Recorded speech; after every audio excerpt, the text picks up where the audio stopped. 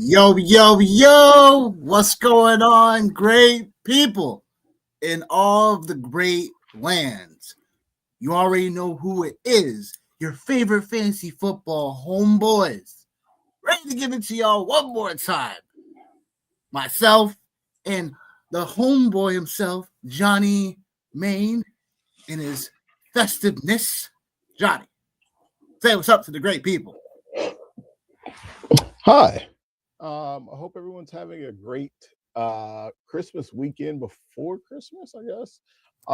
Great game last night, by the way, man. Great game. Yeah, like I was a little bit nervous because I was like, oh, well, maybe Caleb Williams isn't the play. But turns out he actually was the play for me over Sam Darnold. Is that a little bit better for you there? Yeah, so he was the play, so that made me kind of happy to ride my season riding on Caleb Williams or Sam Darnold for fantasy. And so far, it looks like I made the right pick. Set Zach Charbonnet, man, which is kind of gross to see. Oh man, still having problems, huh? This is wild. All right, well, I guess we'll let everybody else determine that. Let's see here. Yeah, I guess I'll try to get this figured out, my mic situation figured out. But yeah, no, Right, what up, everybody? It's not better yeah. now. Okay, better. Cool. Yeah, cool. No, so yeah, I'm excited about this slate, man. Coming off of a nice win last week for me in DFS. So hoping to keep it repeating. Won a little bit of money last night off the Oregon James Madison game. Took James Madison and the over in that game. So so far things are going pretty good for me in the holiday season, man. So all right, yeah, okay. yeah. Not so much. We keep Not that so train much rolling right now, huh? Do what? Not so much the Grinch right now. Got it. Right. That's why I'm all festive today, man. I don't have anything to be upset about. Oh boy, Week 16, the fantasy football show in the house. DFS props, bets, your last minute start sits, questions. If you got them, drop them in the chat. And if you haven't done so, please wipe your feet at the door. Please like the video. Subscribe to our channel. We're close to our goal, 200 subs. Let's get there before the end of the regular season, please. Again, tell everybody about us because we the best tag team in all the fantasy football land. We the best music. We the best music. We the best. So yeah, we about to get to it, y'all. Week 16, you know what I'm saying? It's gonna be. We already got some weird totals, over unders. We got some weirdness just going on. We got teams that are just gonna be fighting for just pride. We got some teams that are going to be in the mix for their playoff hunt. So without further ado, we're going to start with two teams that are really going to be fighting over their overall supremacy for their spot in the playoffs. I'm talking about the Bucks and the Panthers. Going to get this thing started off. Bucks getting 3 as the favorite going into Carolina. Both these teams 7-7. Both of these teams are going to be playing each other one more time last week of the season. But winner here gets an opportunity to get one leg up on them before they meet each other again for potentially the AFC South crown. Over under 45.5. Johnny, there's two teams that we're just like, we're not gung-ho about, right? Throughout the year, it feels like we've been on the Bucks a bit and then been on the Panthers a little bit. And now these two teams are collisioning one more time. And again, it's going to pretty much, again, a victory here is going to give you a leg up before week 18. So what are you saying in this matchup? Who you liking? For DFS purposes, I'm sure there's going to be a couple pieces you like here as well. What you got to say? Yeah, this is definitely one of the bigger games of the slate today for sure. Not a lot to be said, man. Like, hey, man, this division supremacy is on the line. I think like we seen last night. What that looks like. And even on Thursday night, man, I will say the NFL looks like they have got one aspect of this right for, meaningful games coming down the stretch because, I'll date myself and say I remember a lot of times, man, in week, at the time, 16 to 17, these games didn't mean anything. But now, obviously week 17 on, these games mean something. So Panthers are at home. Tampa Bay has their full array of weapons. One of the few times we can actually say that about them this week. So it feels like picking the Tampa Bay Buccaneers, it feels like something's going to go wrong. it feels like something's gonna go wrong. But I'm gonna stand on it. I'm gonna stand on it, and I'm gonna say, man, I think Tampa Bay is got to be where it's at, man. Baker Mayfield, golly, dude, he's falling on hard times for sure, man. One of the guys I do like, actually, two guys I do like is I like Bucky today, and I do like Mike Evans today. Oh boy. Yeah, I know. What could go wrong, right? What could go wrong? Bucky, man, in his career so far, short career with Tampa Bay, he's averaging over 132 yards per game rushing against Carolina. He hasn't had any of that so far this year. I don't even think he's even had a top 5 finish or a rushing touchdown so far this year. So what better time for this to happen than right now?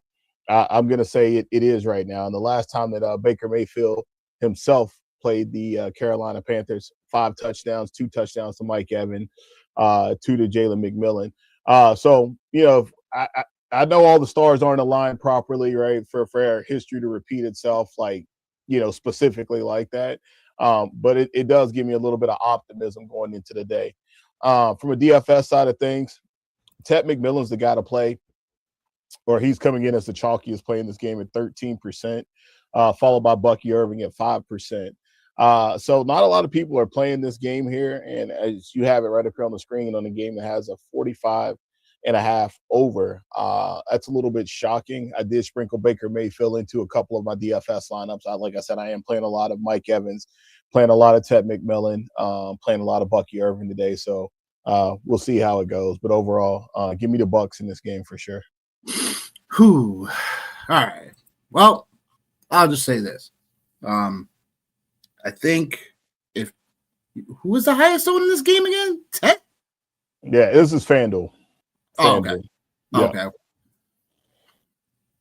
Nah, that don't seem right at all. What's Mike Evans' price tag on FanDuel? Like 8.2. That's kind of pricey. But Ted McMillan does make sense, and the reason why I think like he does make sense, at least in my mind anyway, is just because like all these games that the Buccaneers have played in, man, like there's obviously like there have been a ton of points that have been scored in. Well, I shouldn't even say a ton. Yeah, so like when they played Buffalo scored 44, the Rams scored 34, the lowly Cardinals put up 17, the Saints put up 24, and the Falcons put up 29. So like, you're not talking about offenses that, are exactly world beaters when you talk about like the Saints and the Falcons. We know what it is with the Cardinals, like they're the kings of junk time. So like there's points to be had here, man. If there's points to be had, it's Ted. So that was gonna be my point, because I think this total should be 48.5 easily.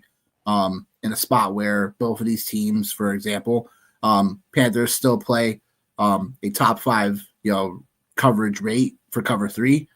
Mike Evans, like, I don't understand why people are not going to him more in this spot, in a spot where Bucks need this. And since like Mike has been back, like anytime he's with Baker, we already know he's gonna funnel him, right?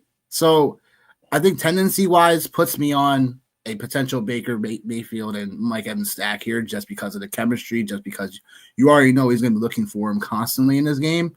And again, like Panthers, Mike Evans can definitely eat against cover 3. And at times they'll play single high coverage, so Mike Evans can definitely eat there too.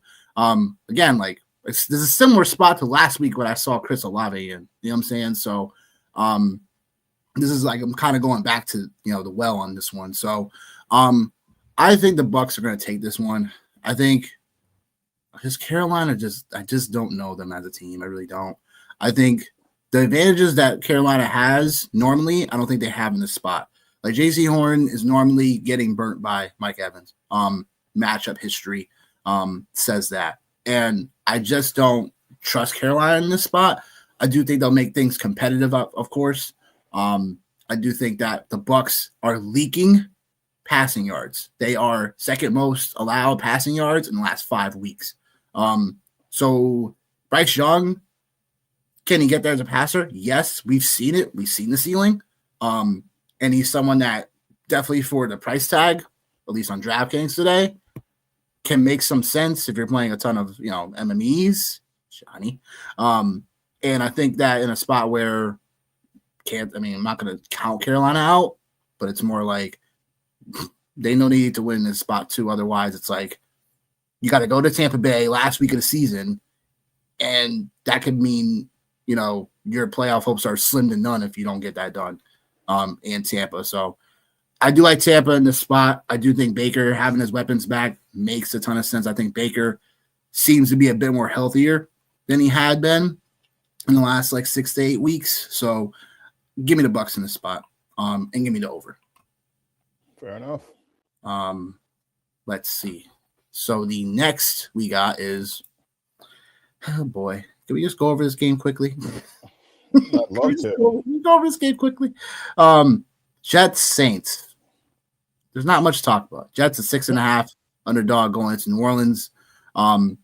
Notes to watch out for, obviously, no Kamara, obviously, and no Devin Neal, which means Audric Estime, which also means Evan Hall, who was Indianapolis before. Now he's resurfaced in New Orleans. This game just feels really weird. An incentive note: Juwan Johnson needs 8 catches to. I think it's 8 catches. He gets $500K before the end of the season.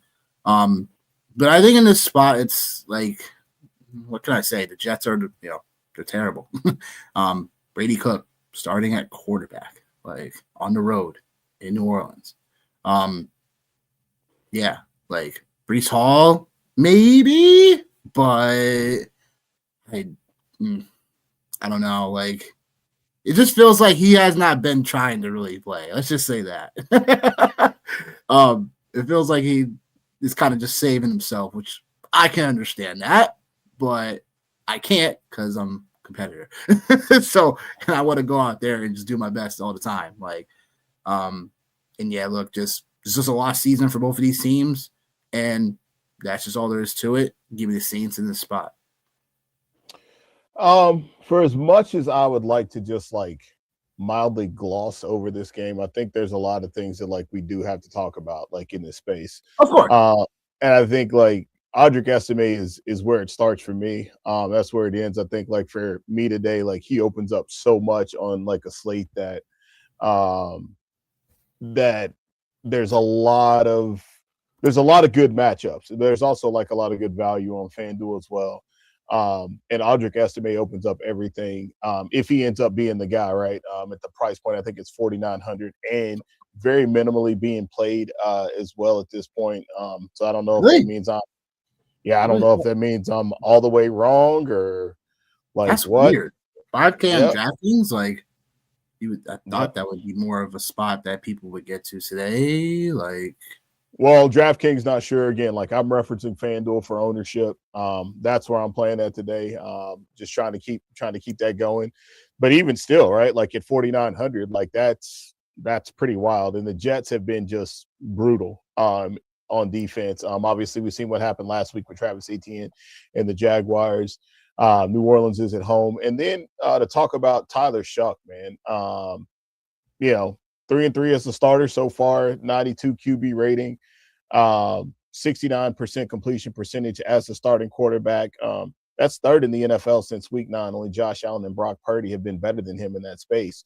And I was amazed as well. You mentioned Chris Olave, talking about him from last week. I was, obviously, doing my research, and I was looking. I was like, wow. I was like, I did not realize that, at this point of the year, Chris Olave is wide receiver 8 in PPR settings. I was like, wow, that was definitely not what I had, in my deck of cards. So I think the Saints, man, and you mentioned Juwan Johnson. I think he's a great play today. There's a lot of Saints players, man, that I'm cool with playing today in this space, right?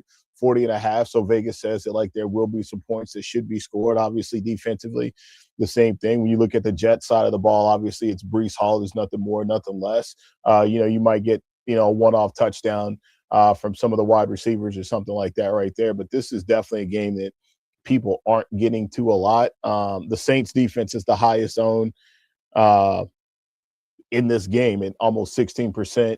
And then on the Jet side, Adonai Mitchell ends up being the first player that shows for higher ownership in this game, and that's at almost 8%. Breece Hall is coming in at 7%. So yeah, man. So I again, there's definitely a lot of opportunity for me the way I'm looking at this and the way I've constructed some of my lineups as far as getting some Saints in there. Feels gross, feels dirty. But the one thing the Jets have done all year long, they have let me down in every aspect. So it only makes sense that they would come out and play the game of their life today. So yeah. That would be on brand for the Jets, honestly. It would literally be on par with my beat for the Jets. You would think everything sets up for them to just not do well in this spot on the road in a dome, like narrative, another narrative. Yeah, you got me going. Another narrative. Aaron Glenn, former Saint as well. So yep. Why not? Why not? Hey, why not? Like, so you taking the points? Based on all that, you gonna take the points on the Jets today? You know what? I'm gonna stand on business, man. I'm gonna take the same. I'm gonna stand on business today, man. I'm holiday. Right. I'm festive. Got a little house money today to get extra nasty. I got some extra money to play with. He said. Yeah, so I'll get nasty and go with the Saints today. Okay, cool. You mean the Jets? No. Bills Browns. Bills are a minus 10.5 favorite going to Cleveland. Buffalo knows they still gotta win to have an opportunity still at the 1 seed. Over under 40.5. Yeah, look, it's all about James Cook in this matchup, right?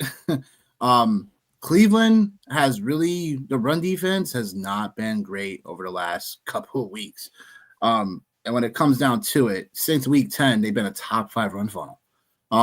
So yeah, look, I think James Cook, it feels like he saves his best for his last. So this could be a spot for James Cook where I'm looking at him at 7,700 on DraftKings. Like, it just makes, there's a good amount of other guys at the top, you know what I'm saying? Like, Achane highest price running back on DraftKings, then Bijan, then Gibbs. But I think James Cook severely a bit underrated in this spot for 7,700. I think people will look at the season-long numbers a bit too much on Cleveland's run defense, but they've been, somewhat leaky to that, the aspect of their run defense over the last several weeks. So I'm going to attack that. And I think the Bills are going to take this one. It's all about how many points. I think Josh Allen, we've said it countless times before, where it's like he's someone that needs to be pushed. So I could easily see he's still the highest price quarterback today on DraftKings, 7,200. It's not the spot I really want to attack, or the spot I want to put my money down on for Josh Allen this week. Like, the only way really, if this game gets sloggled down more for Cleveland side, if they really are effective running the football, which could happen because Buffalo is still at bottom 5 rushing matchup to opposing teams. So this still could be a spot where Browns can somewhat make it competitive maybe. But again, it's Shedeur Sanders. He's looked decent at times, other times not. Harold Fannin, someone that if you're starting along season-long leagues, you feel good about that because his usage rate has increased since Shedeur has been there, at least a 20% usage rate increase for Harold Fannin. So he's been money for us so far. Just keep on riding the train on that. Will Myles Garrett get the sack record today? He needs what, 1 more or 2 more? Let us know, Rick. But I thought he needed 2 more. If he needs 1 more, he definitely gets in the spot today. Because Myles Garrett is a one-man machine. 1 sack. He's 1 sack. One sack away. All right. Yeah. Yep. I think he can get done today. Because I think it's a spot where, unless Buffalo goes extremely run heavy in this spot, which is possible, but it is what it is. I think Buffalo's going to win this game. It's all about how many points. So yeah, there's that. 1.5 sacks. Yeah. Depending on what you're looking at. 1.5. Yeah, at the tie. Okay, yeah. No, I actually feel like the Browns might be able to keep this thing close. And I'm just looking at some of this plus here. 10.5 for you? Okay. They may be able to keep it close. A couple of reasons why I think is just like just kind of going back and looking over the last 5 games. Granted, some of these offenses are really, really elite. But like, I mean, Tampa Bay 32 points given up, Texans 23. Obviously, the Steelers couldn't muster any more than 7 points. Bengals 34, Patriots 31. So like the Bills, like they have given up points, right? Like they have given up points. They have had some opportunities, obviously, in the run game. Talk about Quinshon Judkins. It's got to be time, like at some point, right? Like it's been hasn't been really great for him over the last handful of weeks. And I think like we've expected some bigger games from him in certain scenarios, in certain situations. Josh Allen, you're right. Judkins goes off today, I'm gonna throw things. Love it. Like, Love it. It better not. I'm not gonna say go off. Go off today. I'm not gonna say go off, but do I think a touchdown is in the realm of possibilities today? Absolutely. I think he's really touchdown dependent. So I think there's that, and then you mentioned Harold Fannin. The Bills have actually been pretty decent against tight ends, man. So I think like the target share like absolutely could be there for Fannin. Should be there for Fannin today. What he's able to do with it, that's up for discussion for sure. I think we'll find out obviously after the game. But James Cook, I agree with you. I think this is a spot that people are missing the boat a little bit. I did try to get over the field for him in GPP. What is it? 6? I think like 6 of the last 11 games or something like that right there.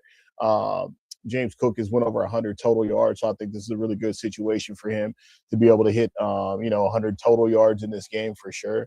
Don't like any of the Bills pass catchers, so if this game does end up becoming the only pass catcher I actually do like is Dalton Kincaid. And I said it last week and I'll say it again. I think I might have said it the previous week, but like this offense is really, as crazy as this sounds, it's very tight end centric right now between guys like obviously Dawson Knox, Dalton Kincaid. So like I wouldn't be shocked, to see Dalton Kincaid have a big game today. Dawson Knox was the guy that had the baby that we were trying to figure out who it was last week. That's actually who it was Dawson Knox. So I like the Bills tight ends in this game for sure. Trying to think if I really want to go there with the Browns today in that big line.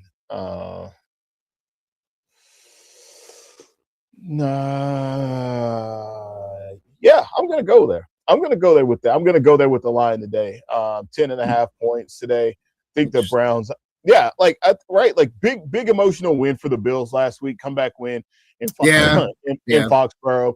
Browns got nothing to play for. You know what I mean? Like, could be a letdown spot. So I'll be risky today. I'll be risky today and say that I think like the Browns cover today. I like it. I like it. Yeah. You back in an AFC North foe. Oh, don't worry. Listen. I'll be rooting for the Pats tonight. Spoiler alert.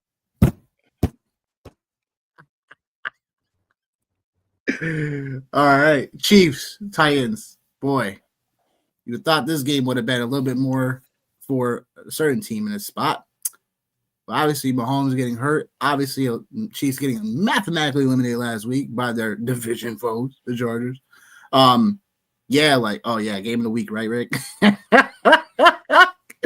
wasn't sure if he was talking about the Bills or the Browns. He was talking about the Chiefs and the Titans. I'm not sure which one he was talking about, but either way, it's still funny. I think everybody's celebrating the Chiefs going down, and then this. It's like anyone who's really, bringing the thunder down on the Chiefs is like just hating, and they've been closet haters for a while. You gotta respect what the Chiefs have done over the last 10 years. In the NFL especially, there's a lot of crap that goes on from a, literally from a change perspective, game by game, season by season, and to keep on doing what they have been doing for quite some time. Like, it's just kudos to everyone in that organization. So just shout out to the Chiefs for, although they're not making the playoffs and stuff like that this year, and obviously Mahomes, he's got to deal with what he needs to deal with to come back. Like, still rooting for them in general because it's like it's really difficult to be consistent in the NFL for this long. So I just want to give my flowers to them because it's like I think the hate has gone way too overboard. We all know Travis Kelce pretty much going to make it a career. From incentive purposes, he's got some stuff he needs to go accomplish still from receiving yards perspective. So it's totally possible he can do that in this spot. With the Chiefs in general, like I think they covered a 3. I think Gardner Minshew, like I've talked about before, in the same vein as like really some of the good quality backups in the NFL. I think Gardner Minshew brings that to the table. He's someone that, again, he's basement price pretty much. I would say pretty much Gardner Minshew is pretty much basement price. He is 4,500 on DraftKings, and he's someone that I think in a spot like this where so-called, again, teams that have so much to play for or whatever, it's like people are, Gardner Minshew is still playing for something. He can potentially find himself in a spot like later on. And let's just say, for example, a team doesn't, bring their they go into a situation where they need a bridge quarterback starter. Like Gardner Minshew could be playing for that. Just like when we saw, like Mac Jones and stuff like that. It's like, their teams are constantly evaluating at least the quarterbacks kind of consistent basis and everything else. But long way of saying I like the Chiefs in this spot. I think there's no Rashee Rice today, which is unfortunate. Kind of mailing in the bag, I feel, just a little bit. So yeah, you got Kansas City guys. You could probably take a stab at Marquise, like maybe even Juju Smith-Schuster per se. That might be going a little overboard. But I think in this spot, like Titans, it's still a top 5 pass funnel. And I do think that Gardner Minshew can be the veteran to, still pick them apart in this spot. That's what I like. Yeah. I went back to look to try to see what Gardner Minshew, and different offenses. That's right. Different offenses, different situations, but just to try to see what he's done with the tight ends in the past. Wasn't very sexy, but also too, he didn't have Travis Kelce, but also too, Travis Kelce is on this last leg. And I'm just kind of just reflecting, what a year for 2025. John Cena retires, Drake gets squashed in beef, Patrick Mahomes doesn't make the playoffs. The people. No, I'm just being. Yeah, I'm just saying, man. I just was sitting here thinking, I was like, that was next show. I'm just gonna let it fly now. I was just sitting here thinking. I was like, damn, what a year to be the man. But yeah, 37.5 in this game. Want to talk about Tony Pollard? Obviously, I think that's somebody that we got to talk about, right? Coming off of 2 weeks with RB1 performances, running back 2 performance, in week 14, running back 11 performance. Last week, obviously, he's picking the right time to get hot because everybody got Tony Pollard. Duh. So this guy was probably dropped in some shallower leagues or just rage dropped in other leagues. But right now, he's the hottest running back, or one of the hottest running backs in the NFL. So yeah, so that's interesting. And then to flip it over on the other side, then you have the Chiefs running game, right? The Chiefs running backs, whoever that's going to be today, or what that's going to look like. Obviously, it's not going to be the same offense, right? And so you have Xavier Worthy. It's a guy that, you mentioned, we're talking about pass catchers for the Chiefs, 17% owned. So I'm not getting there in that space on FanDuel. I think a lot of people just kind of have mild revisionist history. And I don't know what they're thinking, if they're thinking maybe this offense looks similar to Patrick Mahomes. I just don't know. I can't speculate, but Gardner Minshew, I think it is what it is. I think he is a backup quarterback. Yeah, I think obviously I think he has a little bit of mobility, but 37.5, I think that's fair. And man, dude, this has got to suck for my peeps back home, man. You get tickets to this game and shit. You think you're getting ready to see Patrick Mahomes. You think you're getting ready to see one of the GOATs at quarterback, and you get Gardner Minshew, who you've already seen quarterback for the Jacksonville Jaguars before Trevor Lawrence showed up to town. So this game, oh man, I think I'll just take the Chiefs just because. I think they're better coached still, right? This isn't Andy Reid's first rodeo playing with a backup quarterback or, anything like that right there. The Titans, they have been a little bit more scrappy, right? But I think we have to kind of take a step back and look at the situation and who they've been playing and what the scenario's been, right? The 49ers have been very, very loving and caring when it comes to other teams and putting up points on the board, right? So I think there's that. Yeah, so give me the Chiefs here today in this space, in this ugly game. Maybe look at some of these team defenses here, right? Like you could probably get by in DFS with either one of these defenses in a 37.5 over under game there in Cashville. But yeah, not a lot to write home about in this game. Like I said, Xavier Worthy 17% on. Titans defense is next at almost 12% on FanDuel. So pick or choose which direction you want to go here in this space.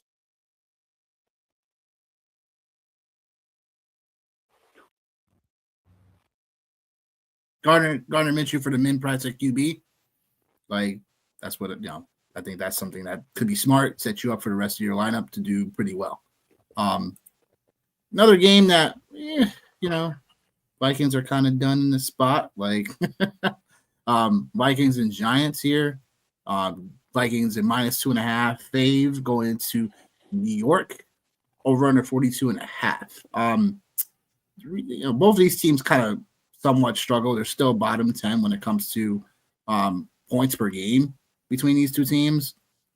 So there's things alike. I mean, the Vikings can still get ran on. So Tyrone Tracy is someone that the field may not get to enough of. But he's someone, if you're looking for if you're playing a 3 running back build or something like that, like Tyrone Tracy is someone you can get a little different with, 5,700 on DraftKings. And he's just someone that, he had a big game this past week.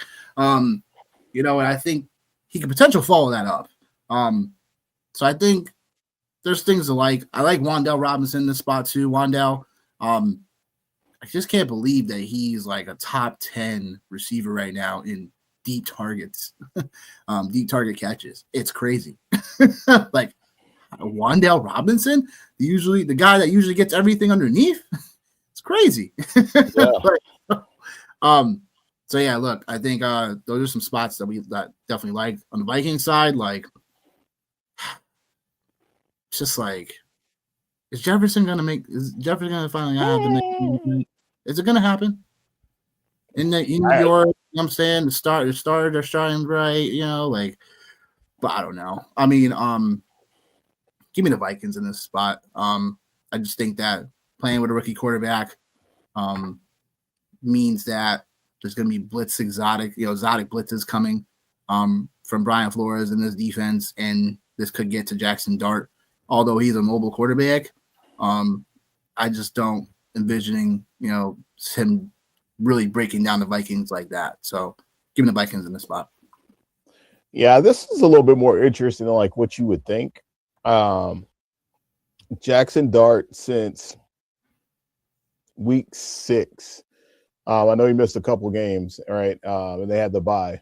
But since week 6, he's only had 1 week where he wasn't a QB1, right? And even last week, he was QB9. And J.J. McCarthy is coming off a back-to-back QB1 finishes, not one overall, but in the QB1 range when you look at 12-team leagues. So I think, like, this game might be a little bit, like, as I'm saying it out loud and, like, everything, like, this game might be a little bit more intriguing than what we initially thought on the surface, right? Like, on the surface, there's not a lot to play for. Both of these teams, I don't know if the Vikings have been mathematically eliminated yet, but obviously the Giants have. And you mentioned Wan'Dale Robinson. Right now, Wan'Dale Robinson is actually wide receiver number 9 on the year in PPR. So let alone like the deep threats of like the yardage piece, but he's wide receiver 9 on the year, which is kind of crazy just to kind of put out there in the atmosphere. So this might be a game that might do a little bit more than like what we both think, because like the Giants haven't been very good against the run. And we've been waiting for that signature Aaron Jones game. We thought it was going to be against the Cowboys last week, and it wasn't. So maybe it's not against the Cowboys. Maybe it's against the Giants. Maybe that's what it is. So I like this is not a bad game to like get to overall. I don't think I have enough of it to make me feel comfortable. You ask about Justin Jefferson. I mean, I'm not going to push the chips to the table to say like that's what it is. If there was one guy that I'd be willing to bet on in this game, it would be my guy Jalen Naylor, because he's apparently the guy for JJ McCarthy. It's wild to say out loud. But that it feels like Jefferson's like the third in the target tree, or potentially fourth in the target tree these days. It feels like he has a rapport with Addison. He has, like you said, rapport with Naylor. He has some decent, all right rapport with Hawkinson, and it's like with Jefferson, it's like he just missed his throws to him. I'm like, yo, like, how did you miss that? Like, I don't get it. I don't get it. I just don't. I mean, you gotta think that they are gonna try to come out today and make a concerted effort get to him Justin going. Yeah, there's like for most of us to have him. Yeah. Oh God, yeah. Like if you got Justin Jefferson on your team, unless you traded for him, they've already poured out the 40 for you, man. It's over with. So yeah, it's over with. They already poured the 40 out for you. They already poured the 40 out for you for sure.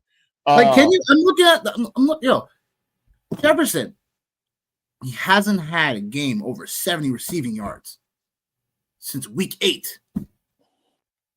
Listen. I don't know why you yelling at me. I had him on all my rosters. Not all of them, but I had him on rosters. So listen, I'm not even in the morning state anymore, man. Like I'm grieving, man. Like you're not even in the morning state anymore. I'm not in the morning state, man. I'm grieving now, man. Like, I'm grieving and self-reflecting. You know what I mean? Yeah. So, I mean, it is what it is, right? Like at this point, but I do think like JJ McCarthy, like it is. I don't want to say it's starting to click for him, but like I think things are starting to get better for him. So we'll see. And like, man, and 6-8, right? It's not the end of the world, but like they almost got to make this thing work with him, man. Like I don't know where else they go at the end of the season at quarterback to try to get this, like, you know what I mean? Like I think. Yeah. So anyways, Jackson Dart, biggest concern for me for him today is like, just does he leave the game standing upright, or does he get knocked out by just not taking care of himself? So we shall see. Yeah. That's fair. If you guys are on X, please jump on over to YouTube, show the love. We really appreciate it. Like, subscribe. If you haven't done so, again, please come on over to the YouTube, show the love. Come on over to the comment section. Show us the love, people. The next game we got is a big one for both teams. Chargers, Cowgirls. Chargers, slight underdog coming into Dallas. Over under 50.5. And there's a lot to like in this game, obviously, when it comes to certain pieces. And look, I think first thing that comes to mind for me is the Chargers defense has been solid. But schematically, this shapes up for both Pickens and Lamb. This could be a spot where they can both of them can overall eat in this spot, because Chargers, for as good as they've been, play a good amount of cover 4. And this is where, again, talented receivers like Lamb, Pickens, like, can definitely show up in this spot today. We know Pickens has been, ain't really been, showing up to the office lately. There's been some coach speak going into this one as well for him, about getting him the focus and stuff like that from Brian Schottenheimer. We'll just have to see. I think CeeDee Lamb obviously still going to be, CeeDee Lamb. He still should get his. It's all about now, can Pickens, get back to where he was, and overall, bring people to championships today. I think Javonte Williams in a decent spot as well for Dallas, if he's healthy, if he's ready to go. And then for the Chargers side of things, really the whole thing for me is, Dallas, again, like by season long, average numbers, still looks like a defense that we can constantly attack, but it's not always the case in certain spots. But I will say is that it has to be a Marion Hampton week, right? Gotta be. Dallas has allowed the most fantasy points to running backs this season. And I think that Marion Hampton, the spot, is something that, from a usage perspective, if he gets there, if it's not, it's been kind of a split committee between him and Vidal the last couple of weeks. But I think I think this week should give the Chargers enough confidence to really start running Hampton a bit more in this spot. I think across the industry, it feels like he's kind of a little undervalued. So I'll take that. But I think in terms of the game, I think Herbert can find his way to bounce back. It's just, will Dallas be able to get some pressure on him? Will be able to, rough him up like Herbert has been experiencing since all the offensive line woes have been happening? But I think the Chargers are going to take this one because, again, if they're going to look, there's still a possibility that they could still get the 1 seed and the division crown. Losing this spot, those hopes go out the window. So in terms of that, I like the Chargers to get it done. I think Dallas get, they officially get the boot, they lose. And it's like, I just don't. I feel like the Chargers have been playing some really good ball lately. I'm taking them. Yeah, like I'll take the Chargers too, like in this space. And I think like you talked about like Pickens and Lamb eating. I do surely hope Dak Prescott and CeeDee Lamb and George Pickens do come through today because I've got them in various spots in 4 of my teams that are in the semis that are left, 4 or 5, can't remember. But the one thing that is a little bit scary, Chargers have allowed a 71 passer rating. That's the lowest of any team in the NFL. Chargers are one of only 2 teams, along with the Texans, that have allowed fewer touchdown passes than they have interceptions. So this is still a really good defense. And so, like, it'll be interesting to see how things shake out. But I like the running backs more so in this space. Like, I think, like, you're obviously enticed to play the pass catchers. I don't know about Quinn Williams. I was trying to find that, Rick. For me, like, I'm just a little bit more enticed by the pass catchers. But, like, I'm just not going to do it. Like, I'm not going to do it on the Dallas side because they're just a price tag, right? And there's a lot of other players I would like to get to other than Lamb and other than Pickens up top. So there's that. But, yeah, man, like, how is it not on Marion Hampton week, man? Like, it's got to be, right? And, like, he's at 10%. I would imagine ownership is probably going to steam up a little bit more the closer we get to kickoff for sure. But, man, like, I'm playing a ton of Marion Hampton today. For sure. So, yeah, and then you mentioned like Justin Herbert and just like him getting hit. The only other quarterback that got hit more than he did is Patrick Mahomes, and we already know how that story ended. And Justin Herbert's practically out there playing with a broken hand. So it'll be interesting to see how it shakes out today. But like I do like the Chargers. I just think like, things are just looking really bleak for the Cowboys right now. For sure. Like they peaked right around week 8 or 9, just like they always do. They have a couple of big wins, the comeback win, and then, here we are, with them with like less than probably 1 or 2% chance of making it to the playoffs. I thought they were actually eliminated last night by the Eagles winning. Maybe I'm wrong, but I know it's very far and few between for them to be able to go out and take the division. As far as ownership in the game goes, ownership on FanDuel says the same thing like I'm talking about right now. We've been talking about here.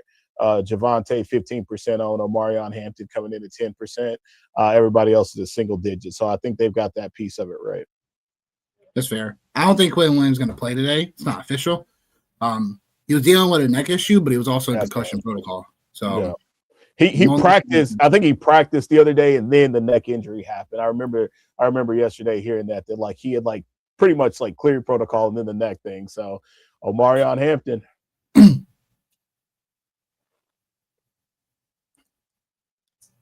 Definitely. Yeah. Definitely. Next game we got Bengals, Dolphins. Two of Giants' favorite teams. Man, all I gotta say is Devon H. Yeah, like in this spot, I know, so-called these teams aren't playing for nothing anymore. Is Miami are they officially done? I think they are, but I think they're officially eliminated, right? Yeah, because they lost to your Steelers on Monday night, so they're officially done. But it's in this spot where Quinn Ewers starting at quarterback for Miami after Tua. Yeah, Tua is a bum. Yeah, he is. Hey, don't mind me. He is. Don't mind me. Don't mind me.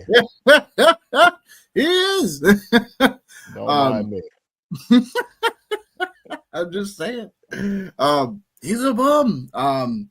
It's just when you look at the tape, when you look at what he had been doing too, it's not like he was like lifting up the offense like it was.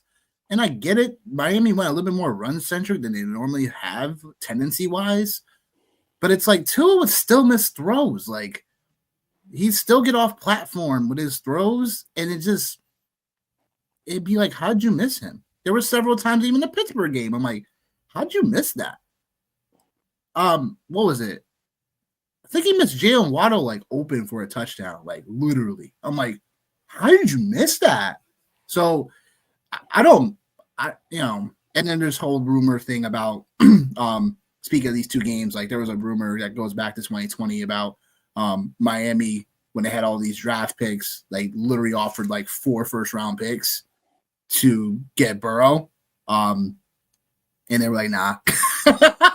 That was during the draft process. I actually do remember hearing about that. I actually even back then, but man. So here we are with Miami. I'm just curious what they do moving forward. But anyhow, about this game, right? T. Higgins officially playing today for Cincinnati. Bengals are the 4.5 favorite going to Miami over under 40.5. And that being said, I'm sure since he's just playing just to play. I'm just curious for people who have them in season-long leagues, are you starting Burrow? Are you starting all the all these other pieces for Cincinnati in hopes that, they'll get you to the championship? Or is it more like I'm picking and choosing like who I may say? You're obviously starting Jamar Chase. That's pretty much a given. Miami's been a okay defense in the last 4 when it comes to receiver ones. But I think in this spot, I got Burrow going a couple of leagues, so I'm definitely confident about still starting him today. Didn't look the prettiest last week, but I think you got to go back to it anyway because as long as Burrow's there and he's playing, got to get him out there in the lineups. Unless you got real QB issue decisions, but give me the Bengals in the spot. I think that Miami, although they're restarting and stuff like that, Quinn Ewers, this could be something where all right, maybe like you've talked about before, this could be a spot where it's they could get up for a player like Quinn Ewers, but it all depends on how much belief they have in him, and we'll find out probably first couple quarters in this one, how much belief they have in him about opening the playbook up and stuff like that. Yeah, I mean, Rick, I would say that he wasn't that best of a prospect, but I wouldn't go as far as I don't believe that the Bengals are going to come out and just smash. Especially if you're streaming defenses this week, it just doesn't give me the most confidence because I still think Miami still has relatively decent weapons across the board in this offense. So I wouldn't say it's a smash spot for this Bengals defense. If you got to start somebody where it's look, some of these waiver wires are gross when it comes to defenses. Sure. Can the Bengals get a sack or two in the spot? Sure. But can they get it lit up for 24 points? Yeah, they could. So I still like the Bengals in this spot because all the weapons are playing, and Cincinnati, we know, has just a lot more firepower. So there's I stand on that. Johnny, what do you say? So I'm actually going to disagree with you, and I'm going to agree with Rick about the Cincinnati defense thing. Couldn't stop myself this morning from, having the Cincinnati defense, trying to scour through, trying to see, what am I missing? Listen, trust me. I know how bad Cincinnati's defense is. But I will also, I will counter that and say that this is also a rookie quarterback getting his first start against, an NFL defense and obviously the Cincinnati Bengals. So this is a spot where you're gonna have to put up points in order to keep up with the Bengals as long as they continue to play and play. You think there's a spot where they can just pin their ears back and go get them because they'll be up. Cincinnati will be up 21-3 or whatever, and it can just kind of. I think from a DFS. I think from the DFS side of the world, that's absolutely a thing. I even in a couple leagues, I even actually went and picked up Cincinnati's defense just because I have Devin Neal in a lot of those leagues, and since he's going to be on IR, season's over with, just to do that, just to make sure that somebody didn't go pick them up and try to play them like in a spot like this. Cause I think this is so playing defense on the waiver wire. Yeah, makes sense. Yeah, and like even like just like I said, like in DFS, like we look at Bengals or Saints though. I'd probably take this. I probably would take the Saints. I probably would take the Saints, and the only reason why I would take the Saints is because the Jets are in a much worse situation than the Dolphins are. You know what I mean? But I do like the Bengals in this situation. And when you look at DFS, like you have the Texans up top playing the shit show that is the Raiders, and then you have the Bengals down bottom that is playing the Dolphins and a rookie quarterback. Now, the one thing I also am going to call out, you mentioned Devon Achane. Obviously, man, like going back and like looking at the season, like this guy has smashed all season long. Like I think now, without a shadow of a doubt, next year when you go into drafts, he absolutely, for me, I think he definitely is worthy of going in the top 3 to top 5 picks. He's only had 3 games this year where he has not finished at running back 12 or higher. So I think obviously now, like he's in that space, right? But the one thing to call out is with 6 games without Tua, 286 yards, 4.8 rushing yards, and 47 rushing yards per game, with 1 rushing touchdown, and then 11 catches with no touchdowns and 62 receiving yards. So while Tua might not be this all-world quarterback for the rest of the world, I think it is very imperative and very important for Devon Achane to have a competent and capable quarterback back there in the backfield. So I think today is really going to show a lot. And maybe, again, like this is all in the past, right? And I think like the one thing I will give him credit for is I think like, and everybody should, right? I think he's developed as a runner. I think he's always been really good as a pass catcher. I think, hell, he's just developed as a football player. So I think for me, like going into this game here, if Devon Achane is able to come out on the other side of things and put up a solid day or better, I think definitely it's and again, it's against the Bengals. So I think, pump your brakes. But like, I think it's definitely, if that happens today, I think he's definitely top 3, worthy of a top 3 pick next year for sure. I think this is a great spot for Burrow, for Chase, Stacks, even T. Higgins, Chase Brown. I think this is a really great game environment. Onslaught. It's like, and I got a lot of it. It's a great game environment, right? Like not to overthink it. You're in South Beach. The weather's nice. Like literally. Why, right? Like, what are we doing? Like, what are we doing? Yeah, we gotta go out for some drinks, baby. Yeah, I mean, and like that's the other side of it is, maybe Joey B and them guys, maybe they got the South Beach flu today because they're 4-10. Who knows? But I love this game environment for the Bengals. So I am playing a lot of Jamar Chase. He's actually my highest owned wide receiver in the upper tier wide receivers on FanDuel today. So I'm not even thinking twice about that. He's coming in at 20% owned. I tried to get to him at like 33 to 35%. That's how much I think. Yeah, and then Darren Waller, I think he's definitely in play, as Rick mentioned, but like it is kind of scary because you don't know what you're getting from like the quarterback play. But Cincinnati has been historically bad against the tight end. So, but I'm going to play him anyway because tight end is a wasteland, right? So either you pay up or you pay down, and I'm cool with paying down for Darren Waller. I think that when it comes to Darren Waller, obviously it's the matchup of all matchups, right? Like Cincinnati has been historically bad against the tight end position. So there's that. So I mean, look, the only thing I'll say also is that Cincinnati's been decent against their wide receiver ones this year. So that's something to keep in mind, I guess, for Waddle purposes. So that's where I just think that, Achane's going to have to get some of that receiving volume in the slot, and that's where the matchup goes for Achane and Waller. I think if they do put Waddle in more positions in the slot, like they can have more success. Because the Bengals are still a top 5 defense and still allowing 10 or less. They keep everything underneath. So 10 yards or less. So there's still a defense that allows a ton of usage underneath. So methodically trying to pick them apart, and then HM breaks one off like he always does. So let's do it, baby. Go on, HM. That being said, on to the 4 o'clock games. We got the Jags. We got the Broncos. Broncos, I believe if they win and New England loses, I think they lock up the 1 seed. Am I correct on that? I don't know right off the top. Denver's up a game on New England going into this one. So if if it's 2-game, I mean the only way like that would not happen is no,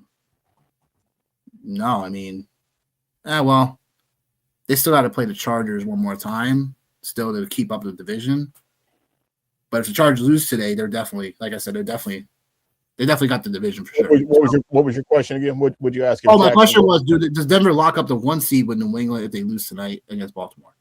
Denver clinches a first round bye and home field advantage with a win plus a Chargers loss plus a New England loss plus a Buffalo loss. So they got to have a little bit. They got a lot of help tonight. They have a lot of help for things to go right today. Yeah. Okay. Yeah. And regardless, they got to go out and win this one, right? So, Jaguars getting 3.5 going on the road to Denver. Jaguars in this one as well. Talk about stuff to play for. Like they're still in a fight for the AFC South division, and when it comes down to this, like I think that your boy Trevor Lawrence been on heater, right? Yep. Yes, sir. He's been on the heater, right? Does this continue for him in this spot? Does he have an opportunity to even know, like, Denver's favored and stuff like that, whatever? Like, we all know Denver's defense is decent, but it's more about, like, do you think Trevor Lawrence could still, for some of us that need to start him for, their season, like, do I think so? No, I don't think so. I think today, I think the ride stops today. Because that was one of the things like I was looking at, because obviously, like, one of my favorite stats is obviously adjusted completion percentage for quarterbacks to get a really good like idea of like how well they're playing. So excluding that, just going to look to see like fantasy quarterbacks and their trends as far as like them finishing as a top 5 quarterback. How often did anybody do that? How often did anybody repeat like multiple weeks as far as like back-to-back like top 5 fantasy quarterback finishes? And there was actually only there's actually 3 guys, it looks like. There's only 3 guys that did that. Just Patrick Mahomes from week 4 to week 8 was consistently a top 5 quarterback. Dak Prescott had a couple of weeks, back-to-back weeks in that space. My boy Caleb Williams had a couple of those spots. Justin Herbert had 3 of them.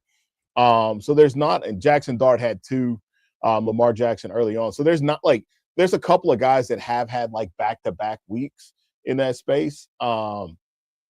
But like overall, man, like, like the data is saying that it's very difficult to consistently repeat in that space. Now, can he repeat as a top 12 fantasy option this week? Like, like that's absolutely something that has happened. It can happen. And for him, ever since week 11, he's been a QB1 in 12-team leagues. Hell, even since week 9, he's only had 1 week where he wasn't.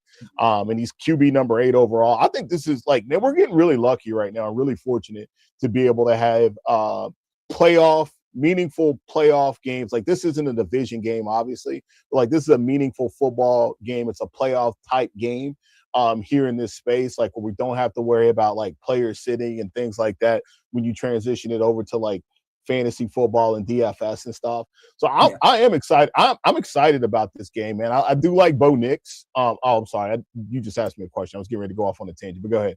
No, go ahead. No, continue. I was just gonna say, like, I like Bo Nix like in this space here today. Like, I think like it's really ironic for me to kind of just take a step back and look at how the season is really shaking out for a lot of players that like people were kind of like iffy on and things like that right there, right? And Bo Nix is one of those guys that like through the first 6 weeks of the season he only had 2 top 12 QB finishes. But even if you fast forward from that point on, he's still kind of been up and down, right? Finishing last week as QB2, a couple of QB 15 finishes. I think this is a spot where like if Jacksonville's defense is really as good as like advertised, right? And they have had some games that they've played some teams that aren't necessarily world beaters. So I'm not going to take that away from them. But like if you go back and you look over the last 5 weeks, I think there's a little bit of reservation, and you can only play who's in front of you, right? But there's a little bit of reservation when you play teams like the Jets, the Colts, obviously with the the banged up Daniel Jones, the Titans with the rookie quarterback, the Cardinals in their situation, the Chargers, which is really what kind of got this ball rolling, was them going out and absolutely throttling the Chargers. So I think like there are places and times, right, where you kind of have to temper your expectations, and we know what the Broncos are. And the Broncos have been a team that have handled business for sure against a couple of quality contenders when you look through things, not over the last 5 weeks, really just Green Bay and Kansas City. So I think, like, for me, if I take a step back and I say, all right, like, who do I have in this space? Like, it's definitely the Broncos for sure because, again, like, I venture to say, like, you could make an argument that they might be the best team in the AFC. And I think that goes without saying when you look at a 12-2 record for sure. One narrative that I do have on my agenda today, Evan Ingram revenge game today, especially when you look at pricing. I know it's comical, right? It's definitely comical. But might as well roll with you on that. yeah, like I might add that to the prop sheet. yeah. I was like, I mean, not like the same like coaching staff, like all that other stuff, but like I was going through. Matters former team that gave up on him. I was like, man, like what? How ironic would this be in this space? And then obviously you got RJ Harvey, man, who again we've been waiting for all these rookie running backs, and he's got the backfield to himself. So I think it goes without saying. That's a long-winded way of me for sure saying that like I've got the Broncos. And then when you look at like the ownership side of things, right? Cortland Sutton at almost 19%, Brenton Strange at 17%. Those are your two highest owned players, projected highest owned players in that space. And then I think the most interesting thing for me for the Jaguars is getting the correct wide receiver right, because whoever Patrick Surtain is on, we already know what time that is. So getting that right. So I'm playing I'm playing some Jacoby Myers. Unfortunately, it makes me vomit to say that I'm having to go back to the well and play a little bit of Brian Thomas Jr. as well today. But I am doing that. But I think Trevor Lawrence, independent of all that, the quarterback, he's somebody that I am not going to be playing a lot of, if any. So today. Is he Brian Thomas Jr. or BTJ? Which one now? Huh? He is Brian Thomas J right now, is what he is. Brian Thomas J. I can't.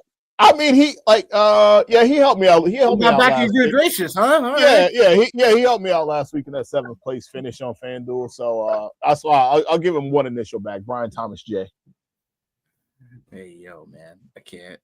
I got Denver in this one. It's just because, like you were saying, I think the Trevor Lawrence thing has been good, but now I think this is where the rubber meets the road for Trevor Lawrence. And I just think Denver in this spot, like, you got Surtain, I'm saying, should be taken away. I do, like Rick said, was talking about Jacoby Myers was an interesting point because it's more about like historical trend, but I think the role he plays, he'll be away from Surtain.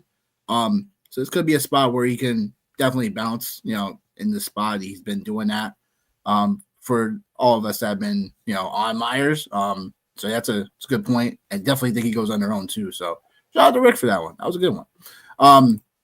But yeah, on to the next one where we're like, all right, like Falcons, Cardinals, this could be this talk about a sneaky shootout game. This has all the makings of it. Schematically and matchup wise, like Drake London coming back into the fold today. Is he officially active or is he still questionable? I thought he was. I'm pretty sure. I feel like in my late night escapades last night, I seen something that he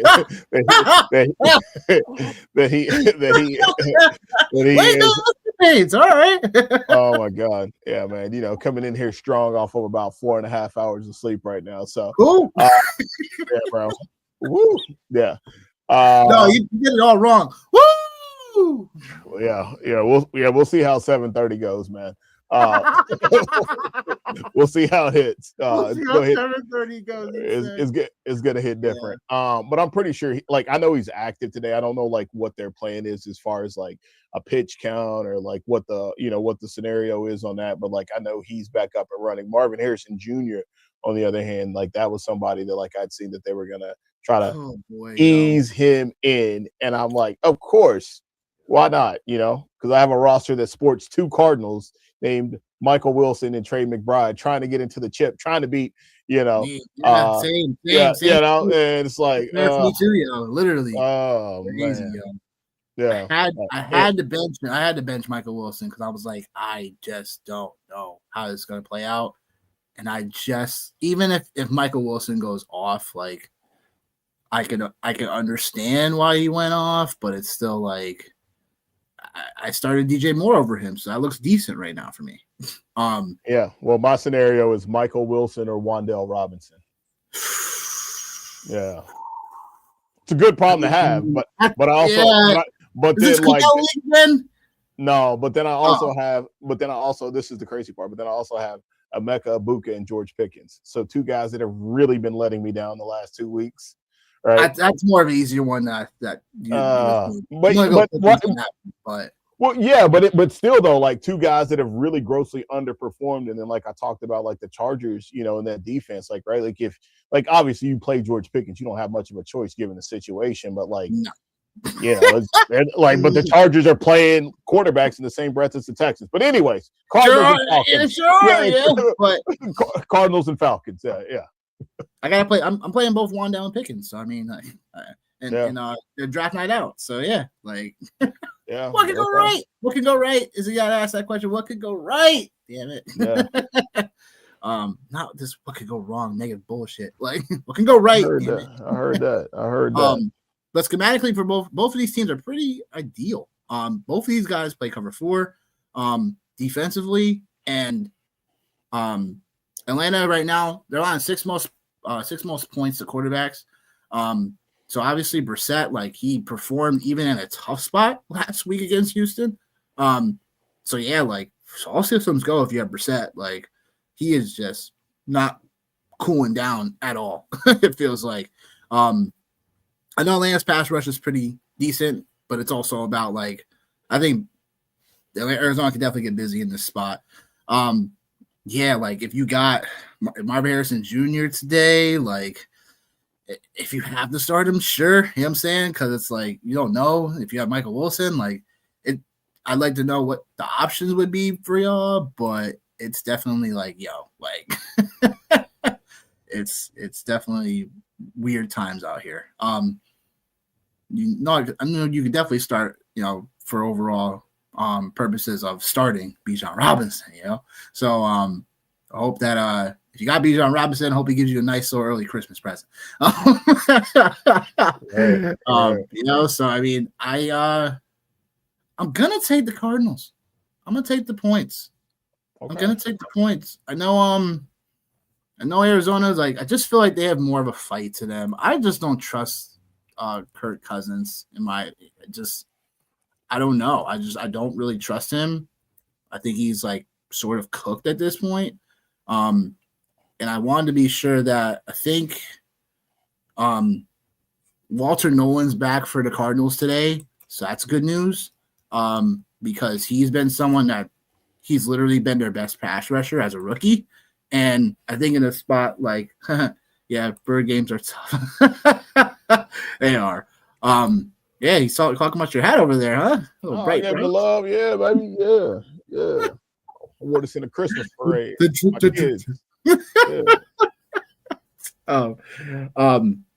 that being said, wow, yeah, Rick's got the spots all right, Rick. All right, mine changed. You like immediately mine changed. I got a good little nugget too.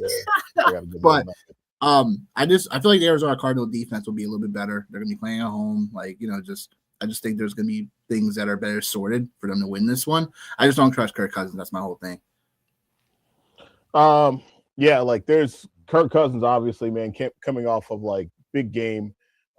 Was it Thursday night against the Bucs? QB4 talked about like the repeating the efforts as far as elite performances for QBs, and only the real elite ones have been able to do that so far this year. And I would not categorize Kirk Cousins in that space. The other thing that's really interesting is since week 7, Jacoby Brissett he's been a QB1 every single week. like with no finish lower than like I think QB 11. So like we know it's going to be there, right?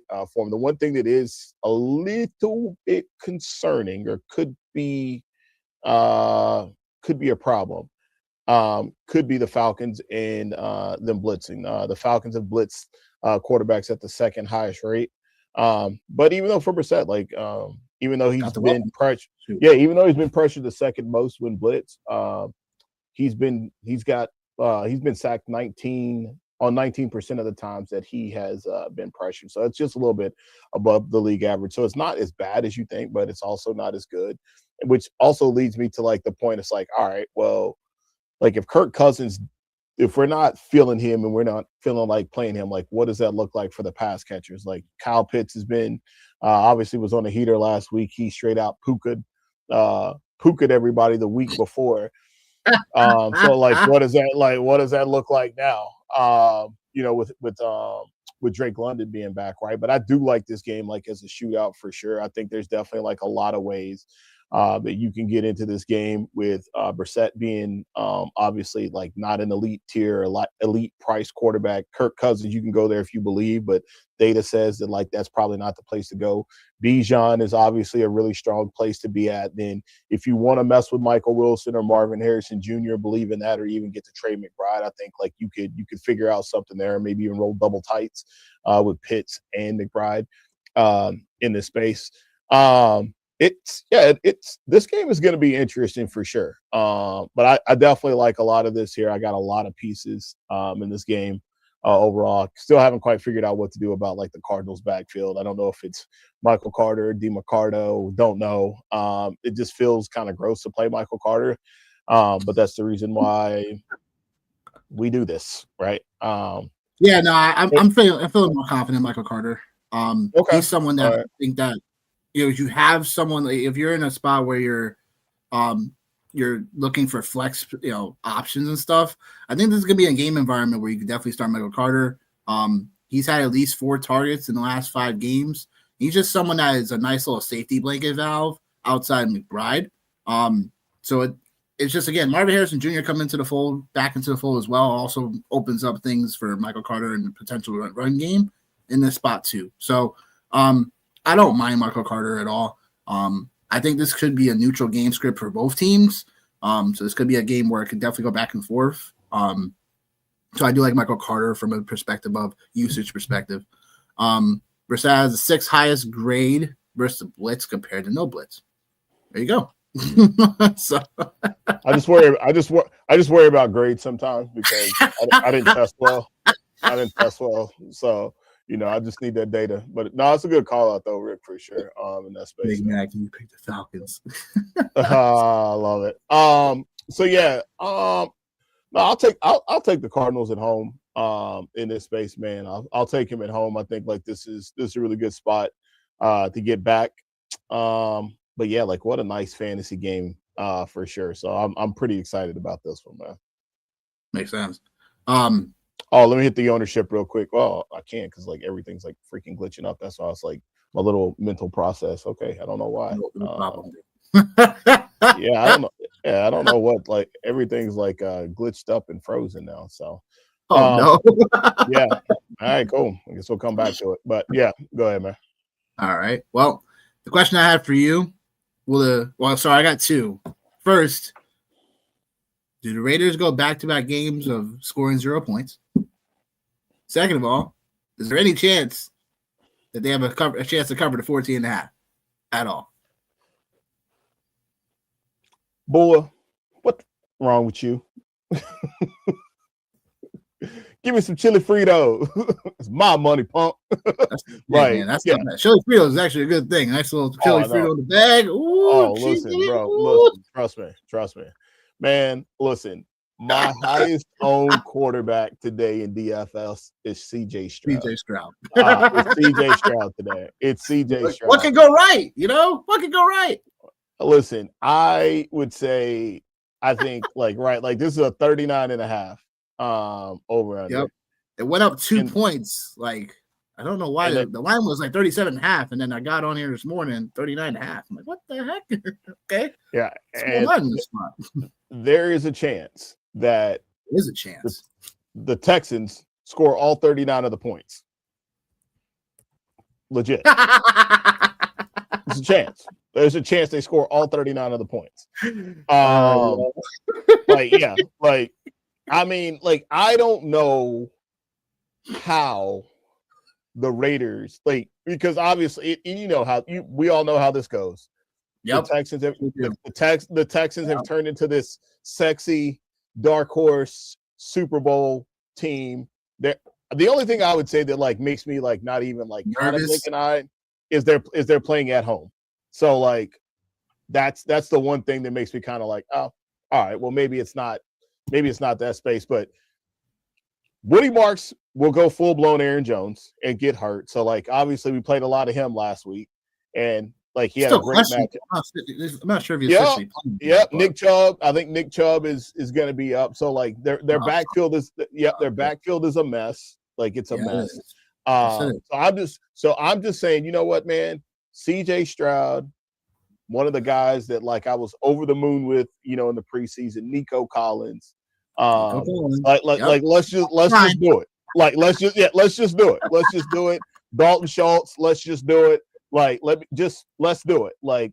And I think one thing for reflection for myself from last week, right, is just hey man, if it's a good team going against a bad team, the best thing that can happen for all of us is the Raiders put up if the Raiders put up 14 points. If they put up 14 points, that's great. That's great. You know what I mean? Not getting slogged out. Yeah. Yep. Right. Yeah. So I personally am hoping that the Raiders find some way to score 14 points today. Don't care what it's off of, but I'm just hoping they find a way to score 14 meaningful points so CJ Stroud can have a nice day today with Nico Collins. Raiders, the third highest pressure rate in the league, and they surrender the most sacks in the NFL. And now they're playing Houston. And Will Anderson. Say what? Danielle Hunter, Derek Stingley, all these words. Bad place to be before Christmas. Yep. Talk about cold coming to your door. Man. Okay. Last but not least. Oh, boy. Spell it out first, Johnny. I'm going to let you take the lead. Go ahead. Go ahead, brother. All right. So I'm going to spell this out for you guys. The Steelers are in trouble today. Steelers are a 7-point dog going to Detroit, 52.5 over under. They are in trouble today. And I'll tell you why they're in trouble.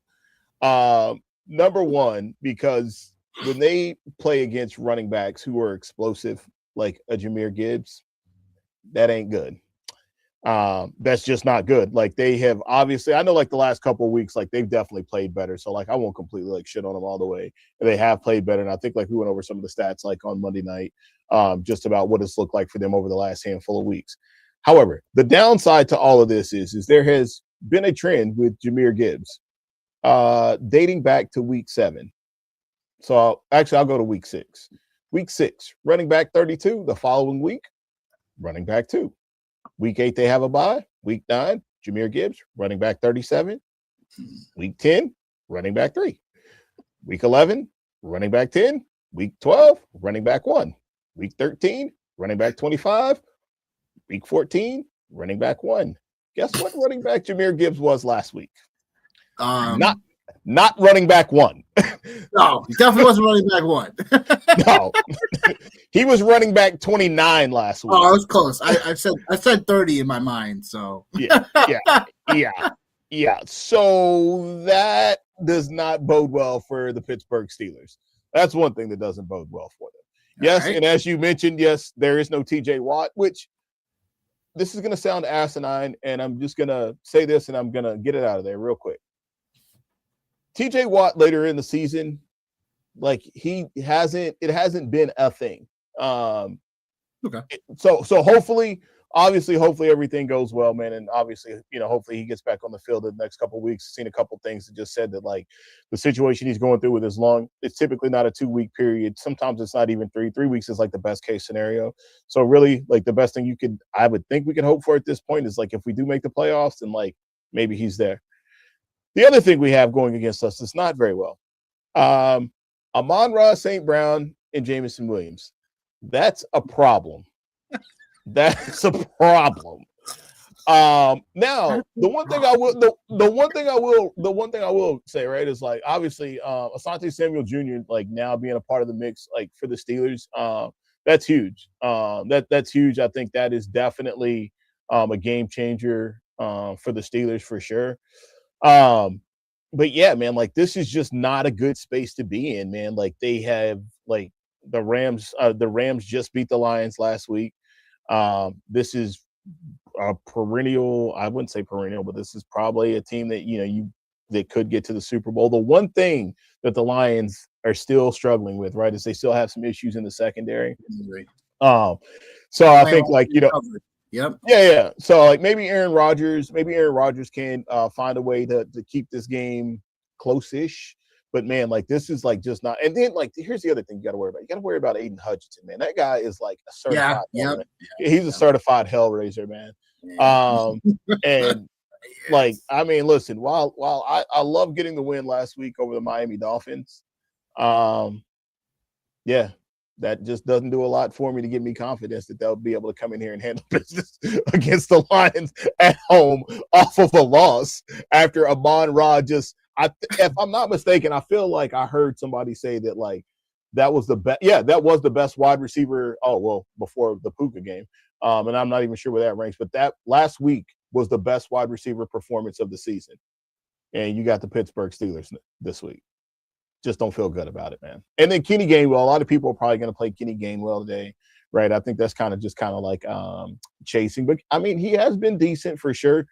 And then I see here, what tight end on the Steelers do you like this week? Patty Freiermuth is where I'm going back to the well with him. I think, like, he's the guy. But DK Metcalf is a really good play today too, man. Like, he's a good play for as much man as the Lions play today. What happened? What happened? What? No, just what you're saying about Metcalf, dude. Like, even if it happens again, like, you know what I'm saying? Just don't talk to me the rest of the day. Yeah. Like, if it happens with Metcalf again, just don't talk to me the rest of the day. Yeah, and, like, the thing is, man, like, for him so far this year, man, over 52% of his yards have come after the catch. So that's a career high for him. Obviously makes sense with, like, the way that offense is, right? Like, not taking, like, a lot of, like, big shots.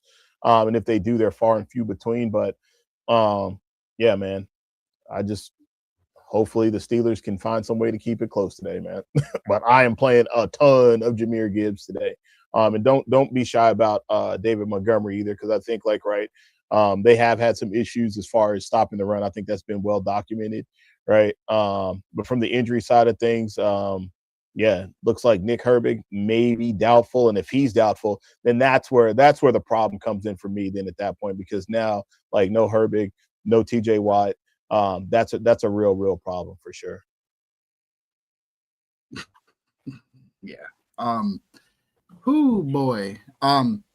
Phenomenal points. What I'll say is that, yeah, the Lions secondary has been their man coverage for them. It's just they've been getting burnt all season by the man coverage. So there's definitely some things there for the receiver. If I see something wrong to Calvin Austin today, like, something crazy where it's like, just get hurt, like, no.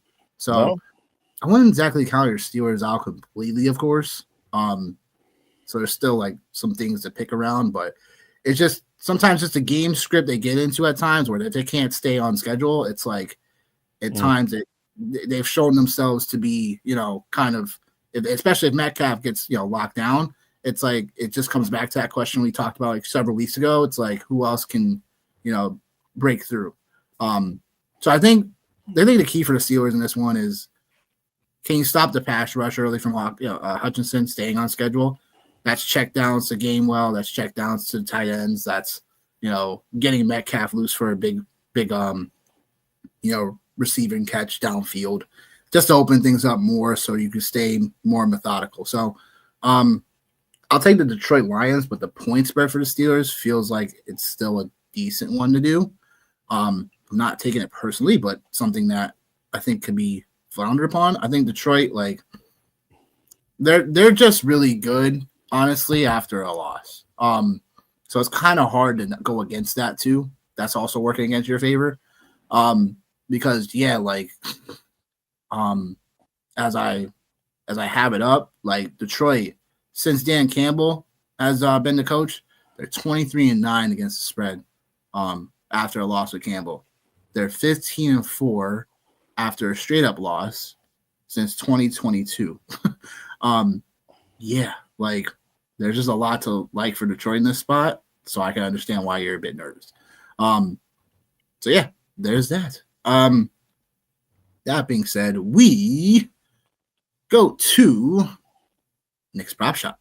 And we overall last week 11-9 record, so we came out a little bit more on top this past week. Got a shout out to a couple of those Monday night props that got us through to get us over 500 over 500 for the prop. And in the prop week, still 60% on the year.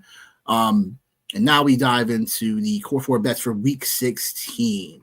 Core 4 bets and then everything else after. So first one I got Mike Evans, 60 plus receiving yards or more. It's just a simple chemistry play. It's a simple schematic play. Mike Evans historically has burnt J.C. Horn. He's also in these spots. Baker has just been consistently giving the work. So I think 60 yards is pretty criminal. This line should be 80 at least. So I'm taking it in stride, 60 plus receiving yards or more for Mike Evans. Nico Collins, baby, 70 plus receiving yards or more. We've been on Nico Collins last several weeks. This is the lowest line I've seen. Like, what the heck's going on here? Nico Collins did this in 3 catches last week. He did this in 3 catches last week. So yeah, Nico Collins, 70 plus yards or receiving yards. I understand the game script might get away and stuff like that, whatever, but I'm willing to take that chance. Nico Collins is way too talented. Bo Nix, shout out to my guy, Rich Rebar for this one. 230 plus passing yards or more. Bo Nix in this Denver offense has been consistently putting up the attempts, putting up the volume through the air since J.K. Dobbins went down. They've been a team that's been top 5 in pass rate over expected since the J.K. Dobbins injury. And now Bo Nix gets a matchup with Jacksonville where they've been really susceptible to the boundary. And they've been a defense that, again, similar to Chicago, they've been a defense that still bleeds a ton of yardage allowed, but also is a decent defense for takeaways. So I think Bo Nix is going to have to prove that, in order for Denver to keep things rolling, they do like RJ Harvey in the run game, but they've just been a team that's been pass rate over expected over the last 4. So give me Bo Nix in a spot just because of that trend. And then for the last bet for the core 4s, Marion Hampton, baby. This line's way too low. 60 plus rush and receiving yards. Like we talked about, Dallas gives up the most to running backs. And I think in this spot, I expect the Chargers to just start getting Hampton going. Like, they need to get their talented first round running back to where he was. So I think this is a spot for Marion Hampton, especially with no Quentin Williams now. This is a spot where I think the run game can eat, and Hampton should be leading it. But I think the Russian receiving line is just way too low. So Hampton's proven that he can get some catches out the backfield as well. So that's why I'm going with the rush and receiving on there. And then, yes, madam. Anyhow, okay, whatever, float your boat. Chris Olave, 60 plus receiving yards, going right back to the well on this one. And I think that with Chris Olave, it's one of those scenarios where, like, come on. Fortunately, it's the New York Jets. But besides that, Devon Bay layout, he's on the IR now. So yeah, Olave, the game last week when he left, Olave saw 7 targets in the fourth quarter alone. That is a 42% first read share. Now, again, gets a defense that for the Jets, like they've been okay against the pass. You know what I'm saying? So, but the volume between him and most likely Juwan Johnson, like, is going to be there. So this is a line we took last week, and it was easy. We nailed this one. Let's go right back to the well. Gardner Minshew, 210 passing yards or more. Gardner in this spot, like, just feels like this line's a little too low for the books have this line a bit too low for me. I still think Gardner Minshew is a veteran quarterback that can come out and still keep things moving and keep things going. So give me him for the 210 pass yards. If the Titans have anything, if they have any type of competitive bone in their body, Gardner Minshew will cross this line. I'll give that combination to Kareem Hunt as well. Like, that line for 40-plus rushing receiving just feels pretty criminal. I know Pacheco's there and stuff like that, but Kareem Hunt's feel like he's been the best Chiefs running back all year. So I'm going to take this low line and let's cash it to the bank. Jalen Coker over 38.5 receiving yards. Talked about it earlier. Bucks surrender a ton of yardage in the last 5, and Jalen Coker has been benefiting. I feel like we didn't talk about it earlier, but Tetero has been just kind of, I don't know. He's been drawing the coverages and allowing other things for Carolina to get underneath more. So that's why I like Jalen Coker in this spot. I think that the matchup's there. I think that Carolina's have to keep on throwing this spot. I think this line's way too low for Jalen Coker. It should at least be 50 receiving yards in that spot. Keelan Allen, 4 catches or more. Simple spot where if Dallas gives fight to the Chargers in a back and forth, Keelan Allen should be benefiting. I like Ladd, obviously, too. I like Gadsden, but I think Keelan Allen, for the incentive, he needs 3 catches or more, at least today, to be over 70 70 catches on the year. Can't talk now. And that would put him for $500,000 incentive for him for the year, among other things, if he keeps on balling out. Couple other ones I like because they're just too low. Dawson Knox, 2 catches. We've seen a rapport for Josh Allen with him, and we talked about it earlier. It's like, who else does he really throw to outside of Shakir and stuff like that? And then this is just based on if Buffalo just keeps things like on schedule. They need to get a pass out every once in a while. I think Dawson Knox has just had that chemistry with Josh Allen all season. I think this line is way too low. Adonai Mitchell, 40 receiving yards or more. Again, just too low for the rapport that he's demonstrated since he's been in New York. And I think in a game where they'll have to throw, Adonai Mitchell, all it takes is one big play. We've seen it before.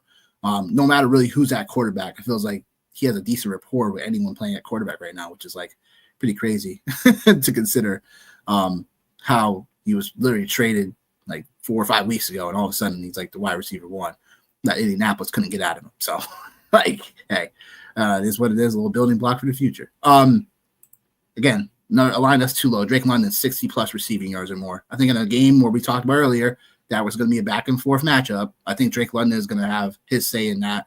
I think him getting back into the fold just says that Drake London's here to stay. I think he'll have a decent game in this one.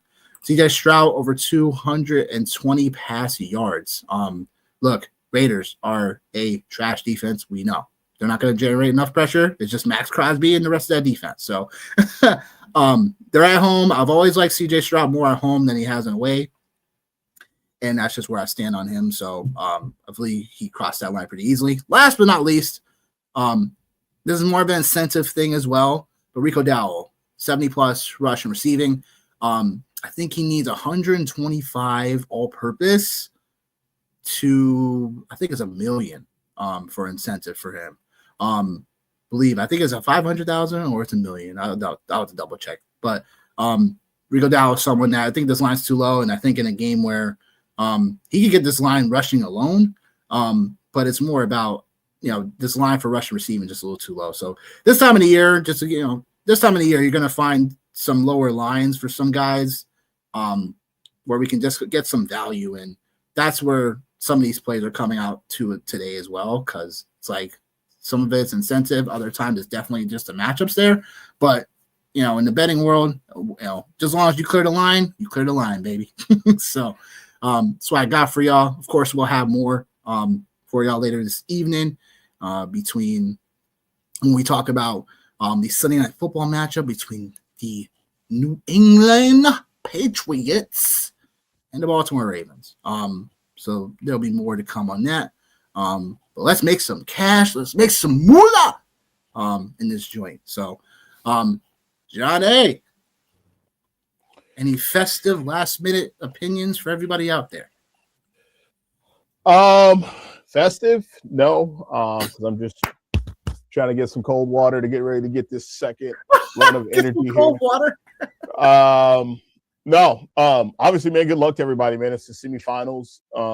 This is what it is, man. Like, this is the make or break for everybody right here. So wish everybody good luck, man. Go back through. Like, I hope this has been helpful for everybody today, just to kind of talk through these games and just like narrate, like, takes on the games and like where they're at and what's going on. Because I think sometimes that can definitely get lost versus like just looking at, a projection or like what we've been comfortable with setting like all week long.